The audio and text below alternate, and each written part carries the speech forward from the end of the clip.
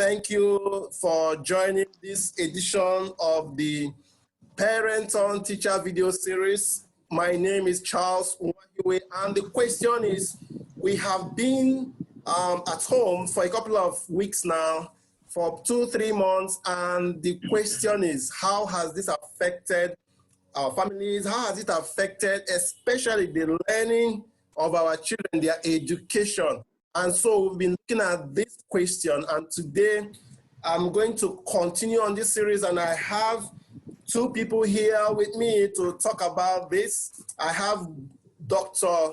Justin Gabriel. Dr. Justin Gabriel is a lecturer in the Rivers State University, and he lectures in the Department of Management, in the Faculty of Management Sciences, and he's a senior lecturer there. And apart from that, he also runs a consultancy outfit, Jamlek Management Consult. And he's here with me today. Dr. Justin, you are welcome to this discussion. Thank you very much, Charles. It's my pleasure to be on this platform this evening. All right, and here with us again is another parent, and I have with me Uju Uduma-Ikpa, and I've known Uju for quite a while, and she is multi-talented, in the government, and but she's also into graphics, and you can just say she's an all-round business person, and Uju, you're welcome to the discussion. Thank you, Mr. Charles. It's my pleasure. Yes, let's get rolling, and as much as possible, we try to keep the discussions brief for those who will see the video, so that they can be able to, run through the length of the video. And wherever you are, if you're seeing this video, don't forget to subscribe to this channel and also click the notification bell so that you will always know when a new video is released. And if you're seeing it on other platforms, ensure you like the page so that you can always follow and know what is going on. Okay, now here we are. The question I want to throw to you is, how has it been at your end? Initially, in my family, the first week, the second week, it was like a holiday. I mean, everybody was feeling fine. We were good. But 1 month, 2 months, it's no longer fun, so to say. And, trying to juggle working from home, keeping the children busy so that they keep learning, so that they don't get rusty. It has been easy for me and my wife. And so the question I'm asking is, how has it been at your end? I'd like to get rolling with the lady in the house. Uju, how has it been at your end?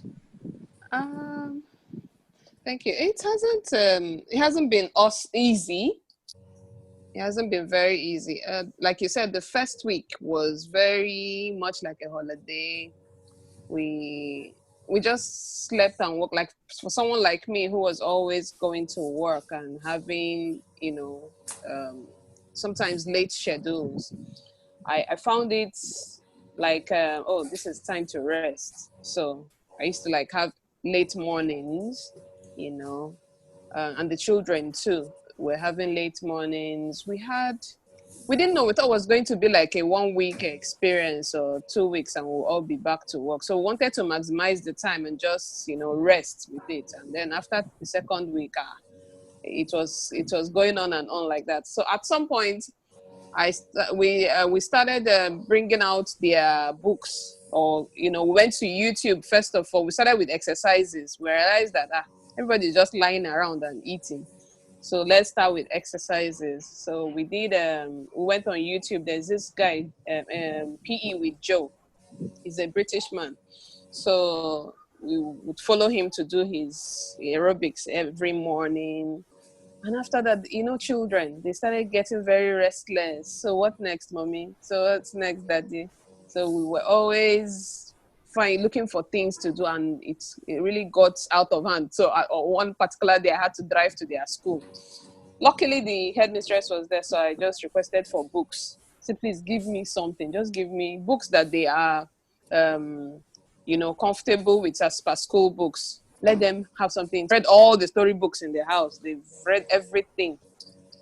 Apart from TV, I just wanted them to continue reading. So we got books for them from school, and they started reading school books. Then luckily, the school now started an online teaching. So that's what practically, guided everything. It was now easier for us to, structure them around the times for the school. But before, it was not easy. So especially and then food, the children are eating so much this period as well. So, but I'm happy because they didn't have appetites. They were not like strong eaters before, but now they eat and eat and eat. Every time I'm hungry, I say, yeah, you're bored. That's why. Yeah, that's quite interesting. And yeah, because children are at home, definitely the rate of eating has increased. And I think it's actually the same thing with my own children. Yeah, okay. yeah, every now and then, oh, we are hungry. Yeah, so I think that, boredom really creates the craving for food. And yeah, so that was quite good. I mean, going to look out for materials that they can, latch on to be able to sustain their learning. Yeah. Very beautiful out there. So let me come over to you, Dr. Justin. How has this been at your end? With the lockdown, staying at home, and trying to juggle everything at the same time. How has it been? Yeah, it's not been very easy, but the storyline is similar with what Uju has said and what you also said about your own family. When the lockdown began, it was like a joke. It was like fun. Yeah, first, it created the opportunity for us to bond and then play with the children because my two elderly children, the two senior ones, were in boarding school. But when the crisis started, we had to rush them back home, and they joined their sister at home. So first, it was a happy reunion, having me at home, which was used to be unusual. My wife at home, and all of them at home. We used the opportunity to bond and then play. But as time rolled by, we were beginning to see that this thing is no longer a joking matter. It's not a thing of fun. It's not a laundry holiday. It's something more that we need to keep something going. So, but well, good enough. The school, where they are in boarding school. My first one is in JS3. They started WhatsApp classes. Shortly after, they moved into Google Class. And that's been on. That has kept him busy. The younger brother too we have had it difficult enrolling his own Google Class. It's going on, but each time we want to, we can't get through. I don't know what the problem is. So he has that problem. But my daughter, who is in a school in Port Harcourt here, they have also started WhatsApp classes. So that engages them. But the dramatic part of it is that they are not passionate about it. They are not passionate about it. They rather want to go to their cartoons and all of that, spend more of their time playing rather than sitting down to learn. So that's been the battle we have been fighting. You have to beg, you have to entice, you have to motivate for somebody to sit down. So it's a war. Every day, especially the last one, my daughter, you have to run around the house begging her, come and sit down and learn now. So because what I see is that the atmosphere is not the same for them. Yes. It will take a readjustment of their psychology to now know that they can actually learn at home. Home was only a place to do assignments once in a while, but not the learning place. So it's been difficult them adjusting themselves to learning. Like my daughter, when she's learning and I go too close to her or her mom to listen, and she'll say, no, give me space. I need my privacy, it's my class. And, so we just leave her to learn. Away from those, I also took another risk. I took another risk of having a pianist come to teach them some music. So we had to make sure he comes with his face mask. But I see it's at the risk, but I just felt this was an opportunity to do it. We had been trying to do it, but each time we don't get the opportunity, because before you know it, they're all in school and all of that. So the pianist also comes and engages them for some time. So when the pianist is not there, we cannot ask them, go and play your piano. And even at that, they also struggle. You also beg them and entice them to go and play. But what I see they like to do most is to watch television. Cartoon. There is this program they like watching, Emanuela Comedy. Every now and then they ask me to download Emanuela Comedy and watch. That is what has been going on. We actually, as parents, we have not been able to plan well, because we're always thinking that it will end. We haven't been able to make it an official program in the family that this is how you will do. So time you will wake up for the learn, you will do. We haven't been able to do that. All we have been doing is take it as it comes. When you also remember, go and learn. If it's to watch program, watch. If it's to play. We have been doing it casually like that, because we also feel that it's an opportunity for them to rest a little. That's what has been going on with it. Yeah. Can I say something, please? Yeah, go ahead, Uju. Go ahead. Okay. Yeah, what he said is perfectly true. You know, the children are finding it difficult to accept us as that authority figure that is allowed to teach them school work. I'm supposed to teach him how to tie his shoelace. For my daughter, I'm supposed to teach her how to maybe dress up and look good and all that. And maybe help out in homework, but to now take over the mantle of Mrs. Bates. Who are you now? You know, so she may not speak out loud to tell me, Mommy, this is not your job. But in the reaction, I have seen that I'm no longer in the territory I belong to. I'm looking for trouble, basically. So when I say it's time for school, I get this. Wow, look. You know, everybody comes, they try to learn, they try their best to learn, but it's not the same for them. You know, I mean, we as parents, especially Nigerian parents, we are not ready for the kind of school system that has been like forced on us by this pandemic. Maybe people in the Western world have been having some e-learning, even if not completely, but parents were able to monitor their children's progress in school. Like I have a friend whose kids are in school abroad. So she monitors how they are doing. She was monitoring how they are doing in school back then. So it was never an issue for her this period to still continue from where she stopped before pandemic. For us, we're like, I mean, people who have shops in the market are also parents in schools. And now you're telling them to be doing Zoom class for some who have Zoom class, and you're telling them to do Google class. You're telling them to do WhatsApp, download, and then snap the assignment and send back to the teacher and submit. Some of them are snapping it on top of the gas. Some of them are snapping it. You know, some of them are snapping it along with things that, you know, you're supposed to keep it on something that will not come and expose the rags on things that are in your house. Nobody wants to see some of these things. But they don't know.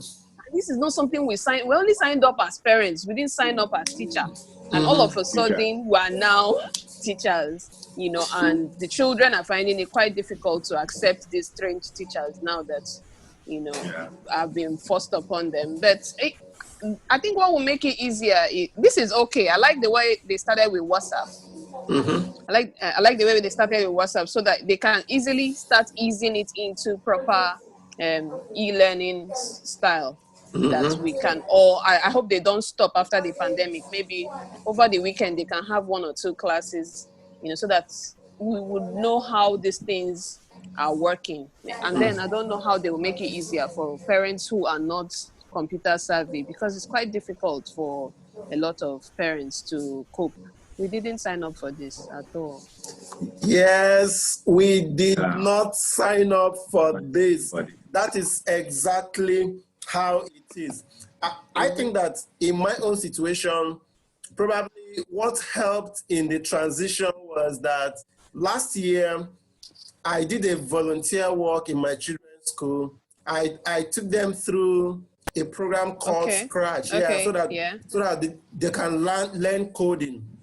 And how the idea came about was I was trying to teach the children that in the house, just like you said, children not seeing you exactly as their teacher. So I went to their school and I told them that I can help out in, this area of trying to teach the children coding and all of that. So the school accepted it.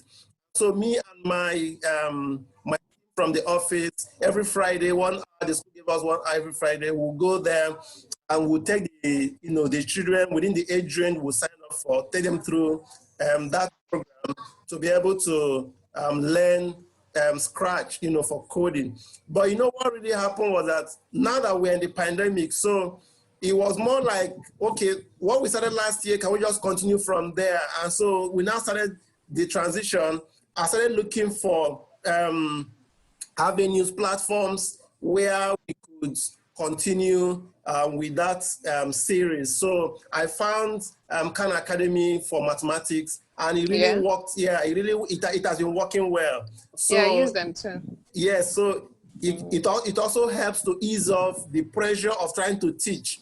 Yeah, because the platform engages the child. So I think that, like you rightly said, they don't see us as their teachers. Yeah, I mean, we're just their parents. But I think that it's been working. But what I've found out is that lately, after having done this for about 2 months, 3 months now, lately, there seems to be a kind of lethargy, tiredness, okay, in the morning, because we drew up a program in the morning. We get up, have our breakfast, probably by 9 or so, we enter the first session, which is usually mathematics, because I try to make mathematics the first session of the day.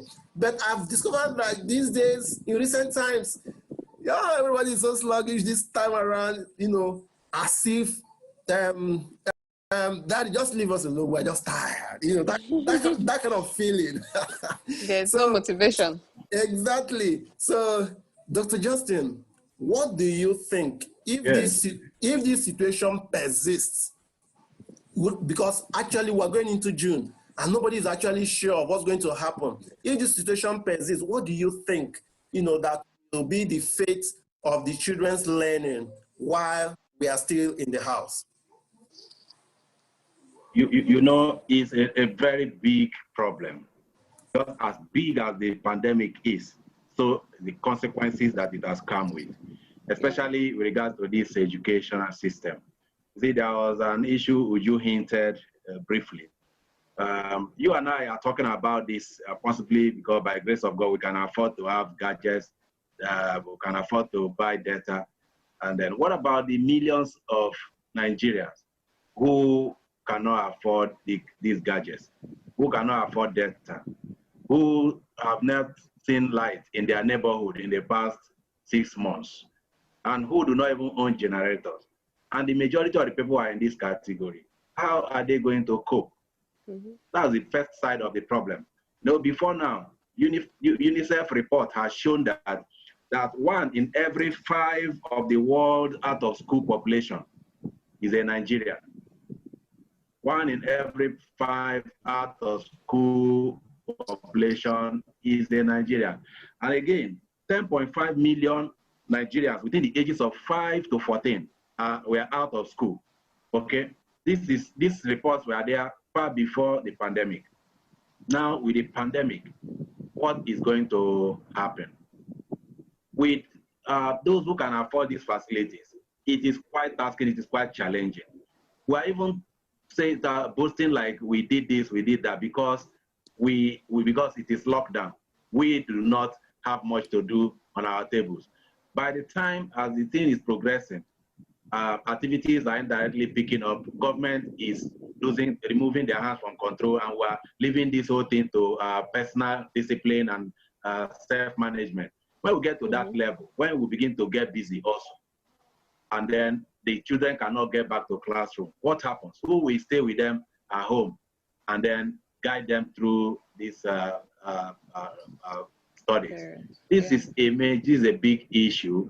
Like I've always seen or considered this online learning, they are not really, they have not been developed to push the children forward.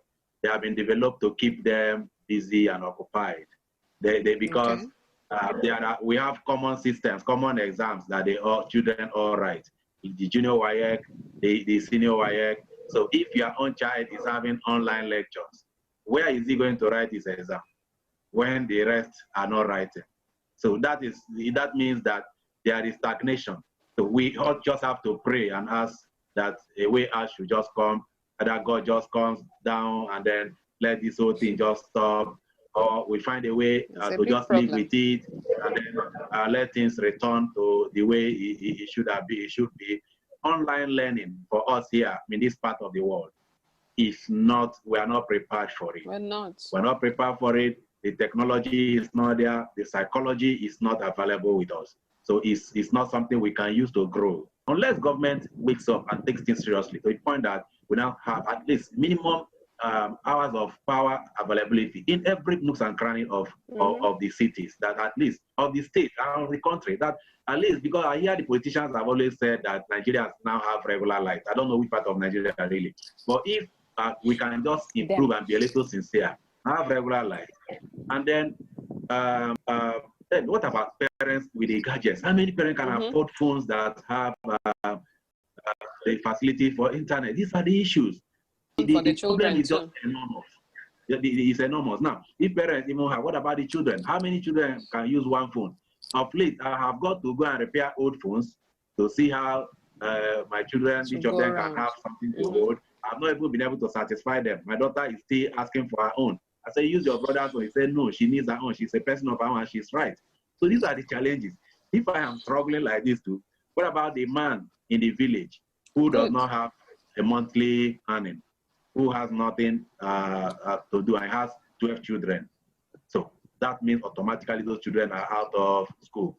So you see, the schools that are even doing this online thing are the private schools, not just there are private school for the poor. There are private school for the average people. Now, the private school for the average and the top people are the ones who are trying these things. What about the private school for the poor? Those private schools that just scratch. And then I'm not even going to government school where the population is. Just the private school. So all the private schools are not even able to handle it. Now, when we now go to the government schools, that's where the big problem is. What do they have? The children who attend these schools, can their parents afford any of these? So what I think is that being that there is no end in sight of this pandemic, government should begin to gather experts to think, to ponder a way forward. What are the alternatives that can be used that are in the midst of this? We can still, the whole system will not be halted, but still have a way of students learning a little. Everybody, not everybody, not secluding some persons, carrying everybody along. And then these national exams, they also find a way to conduct them, and let's just make progress as we keep living with it. That's what I think government needs to do. It's a problem. We can't run away from it. We'll be facing it. Yes, it is a problem that we cannot run away from. There is a challenge. And one thing that seems to be very clear from all that Dr. Jackson have said is that government has a role to play. Yeah, with the history of the government we have, where we know that things take a very long time to happen. So it still behoves on us as the parents to keep thinking, what are the things that are within our scope that we can do? So I'd like to come to you, Uju. With the situation around us, what do you think the average parent can do? Because like Dr. Justin mentioned, government has a role to play. When that role will be played, nobody can really say, nobody can tell. It might take a long while, for this transition to happen. What do you think the average parent can do? Considering that with the changes that have, that are gradually coming, things may not remain the same after now. So what do you think? Yeah, things may not remain the same after, things will not remain the same after now. Things have actually flipped on us, and it's good we're thinking. The question you asked is awesome, because at least we have accepted that it's possible that whatever the government may do, we may not even feel the impact at the levels we expect to feel them. So we should actually rise up and start thinking for ourselves, as we have always done. I mean, we buy our own petrol for our generators. We are digging boreholes. We're already a government. We're our own local government as it is. You know, so I mean, we can also be school systems. So we should embrace we should embrace what we have seen so far, you know. Like what he was saying really touched me. It has always touched me. I always feel bad whenever I present these things for my kids to do, and my husband also does the same classes with them. I just sit back and I think, what about those children in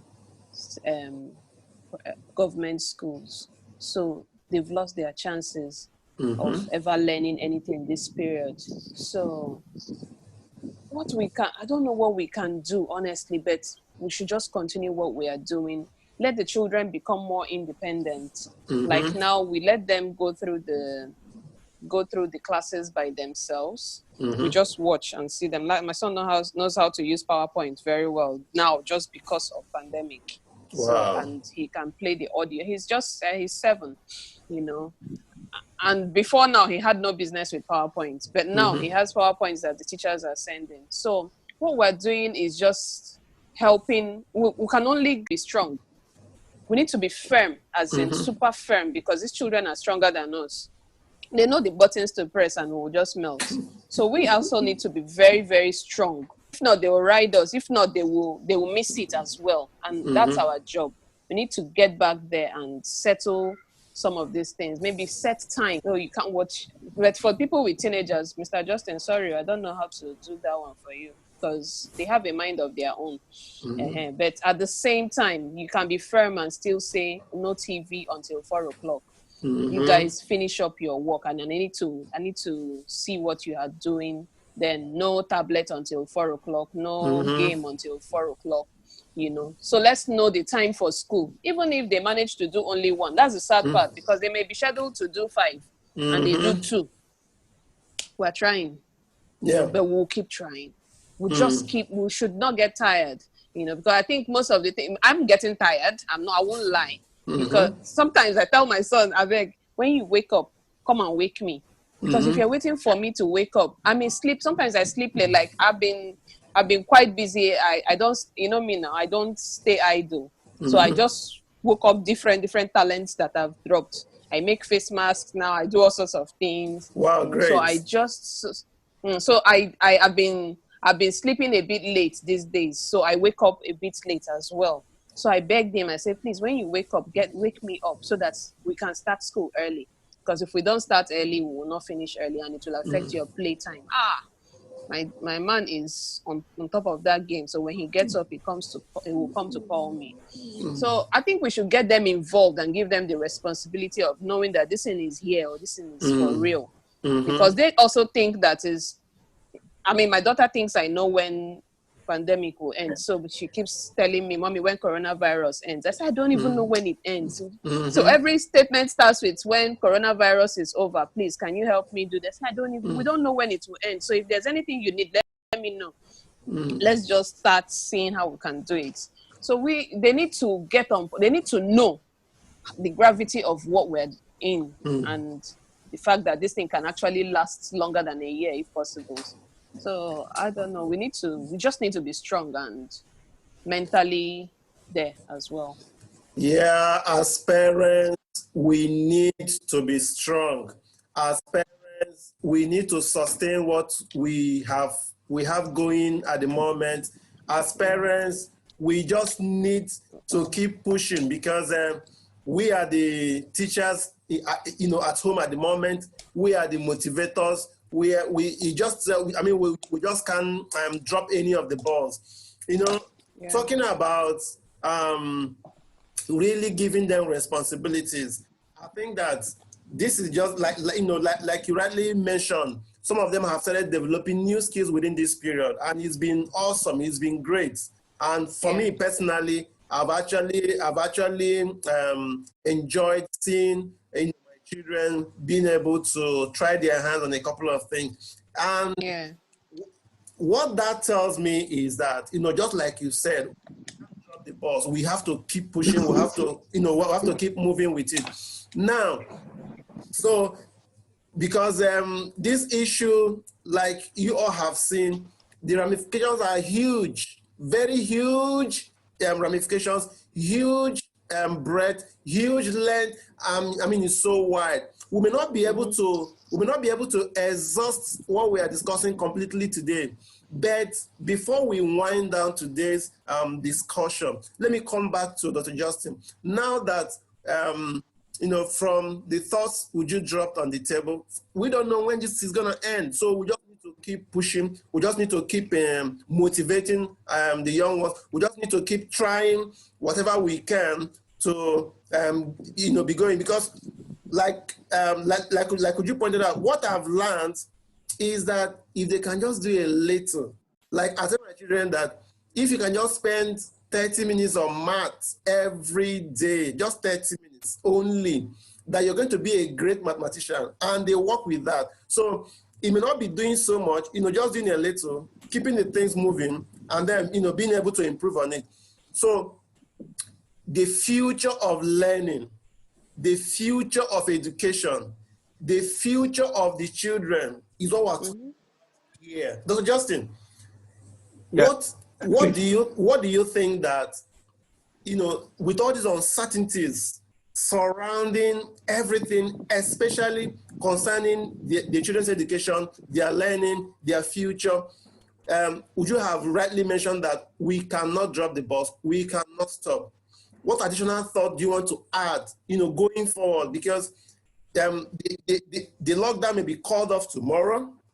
The lockdown may also be called off, okay, even if it's not lockdown per se, but the stay at home kind of thing. It might also linger for when we don't know how long. Going forward, looking into the future, is there any thoughts that you can add to what you had just dropped in terms of what parents can do? Wow. Okay, just wish to add that for those of us who are privileged to have these facilities for our children, we should be more systematic in following them on with their studies. If it is possible, we can even set up schedules and move beyond the level I said I have been in my family, just taking it as it comes. I'm taking away from these discussions and all that. I'm also going to step up to making it a schedule, to the effect that as everybody wakes up in the morning, there is a time that at which everybody must now wake up, just like they were in school. And then there is a time everybody must have taken breakfast.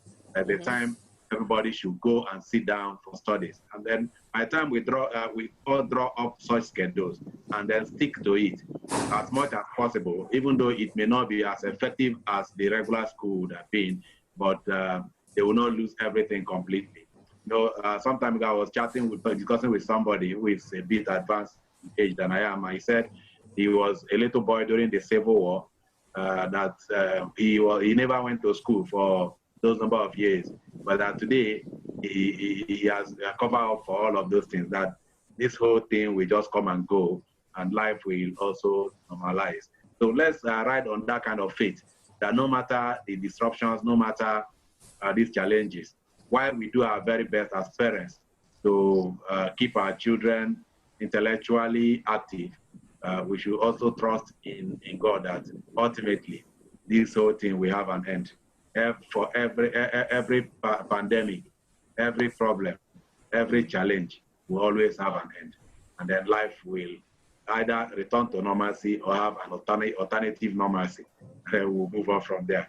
But going forward, I also think that if there are skills, parents that have skills, they can share with their children. Yeah. But not necessarily everything must not just be book now. Exactly. It's also time we can deliberately do character building, take specific attention on the life of our children. So adding that parents that have any skill, it's also time to inculcate those skills on the children deliberately. Like you, for the mothers, this is time to teach your children how to cook, how to do some basic chores in the house. It's time. It's time for the children to learn to be independent. It's also time for the children to learn their parents, to have somebody to talk with them, not just learning and putting them to technology all the time. We should also have the time to talk with them, play with them, see the informal side of them, and see how they can be happy in our presence. Those are ways of building their character and developing them to personhood. I think by the time we do all this, God has been on our side. It will not be totally a story of bad things all through. There will also be good side of this pandemic, that when these children will grow to tell the stories of their life, they will be able to say there was a time in their growing up days when something of this nature happened. They had the opportunity of being with their parents throughout a certain period of time. During those periods, they learned this, they learned that, and that has helped to shape their life and make them who they are today. When such stories are told in future, we would have succeeded as parents. Thank you. Yeah, sometime in the future, we'd like to have you back because there's a lot to talk about in this area. Yeah, Uju, your closing thoughts, then we'll wind down for today. Oh, okay.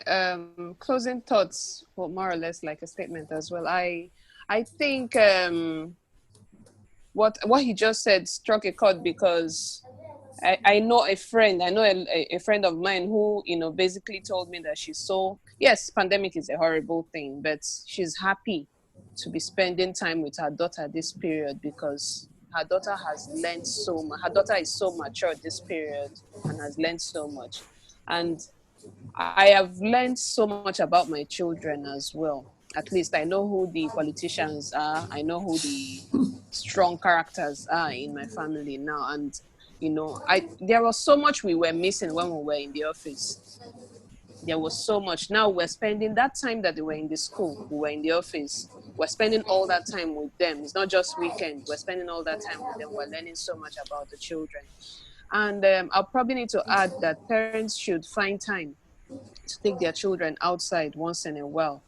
Staying indoors because of pandemic, and so we're just scared, and that fear. Let's build some courage in our children. At the same time, this vitamin D is out there waiting for us. So let's, have some outside time as well and engage the children outside. It's not all book like Mr. Justin just said. We need to also build other aspects of our children, discuss with them, have quality time with them, because once this is over and if you didn't have that time, you wish some people will wish to have this kind of time again, and it comes once in 100 years and nobody wants to see this again. It's only holiday we want to go to in Dubai. So we don't want a pandemic we don't need a pandemic to build character and to build time with our children. But as it is now, it's before us. Let's maximize the time. Let's not focus too much on the sad stories. Let's have time and, bond with our children. At the same time, let them get some quality time outside and, let them have some hope that this is going to be over soon. Yes, those are quality thoughts there. Let the children also experience some quality time out there. Let the children use this opportunity and be guided to build on their character. Let the children also be given some hope, be some motivation. Let this period be a period that children can be taught other things beyond just the academics. These are all of the thoughts that has come out of our discussion today. And I'm seriously happy with Dr. Justin and Uju. Two of you have really spoken as parents who are also in this situation. We are all in this situation together, and we hope that those that will see this video will be able to have some takeaways from it and be able to also find something they can also take into their own families. It's been a great time talking with you. It's been wonderful. Right, thank you so much. It's really lovely having two of you here. Yeah, so thank you. when we call upon you again, We hope you oblige us and come share more with us. Yeah, God bless you and your families. We hope the session will be over very soon so that we can come back and build on the new normal, because we know that the old normal will not be there again. Yeah? No, it won't be. And if you're seeing this video, please don't forget to click on the subscribe button and on the notification bell so that you know when new videos are released. And if you're seeing it on other platforms, just follow the channel where you're seeing it. And we'll see you again in the next video. Bye-bye for now. Bye.